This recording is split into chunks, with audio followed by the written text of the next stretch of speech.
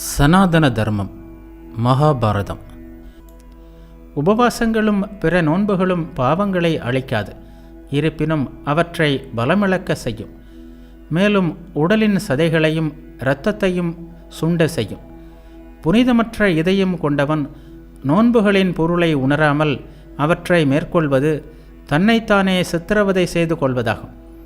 அத்தகு செயல்களை செய்வதால் அவன் அவனது பாவங்களிலிருந்து விடுபடுவதில்லை.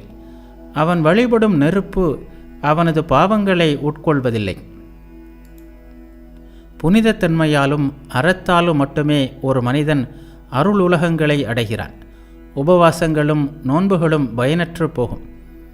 கனிகளும் கிழங்குகளும் மட்டுமே உண்பது, மௌன விரதம் இருப்பது, காற்றை மட்டுமே உண்பது, சிகையை மழித்து மொட்டையடித்து இருப்பது, நிலையான வீட்டை புறக்கணிப்பது, தலையில் சடாமுடி தரிப்பது, வானம் பார்க்க படுப்பது, தினமும் உபவாசம் இருப்பது, நெருப்பை வழிபடுவது, நீரில் மூழ்குவது, வெறும் தரையில் படுப்பது ஆகியன மட்டுமே அதுபோன்ற பலனை தராது. அறிவாலும் செயலாலும் புனிதத்தன்மை அடைபவர்கள் மட்டுமே நோய், பலவீனம், மரணம், உயர்ந்த நிலையை அடைதல் ஆகியவற்றை வெல்கிறார்கள். நெருப்பால் சுடப்பட்ட விதைகள் முளைக்காததைப் போல அறிவால் சுடப்பட்ட வலிகள் ஆன்மாவை பாதிக்காது. குறைந்த காலம் வாழும் கடலின் நுரை போலவே ஆன்மா இல்லாத செயலற்ற மந்தமான உடலும் மரக்கட்டை போன்றதே.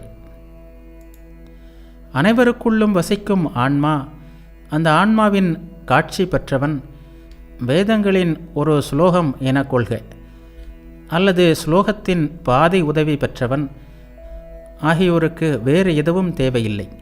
சிலர் வேதங்களின் 2 எழுத்துக்களால் பரமாத்மாவின் அறிவை பெறுகிறார்கள். சிலர் நூற்றுக்கணக்கிலும் ஆயிரக்கணக்கிலுமான ஸ்லோகங்களை பயின்று முக்தியை அடைகிறார்கள். பரமாத்மாவை அறிதலே முக்திக்கான குறியீடாகும். தனித்தன்மையான ஞானம் கொண்ட பழங்கால மனிதர்கள் சந்தேகங்களால் சலனப்படுபவனுக்கு இவ்வுலகமும் கிடையாது, அடுத்த உலகமும் கிடையாது, அருள் உலகமும் கிடையாது என்று சொல்லியிருக்கிறார்கள்.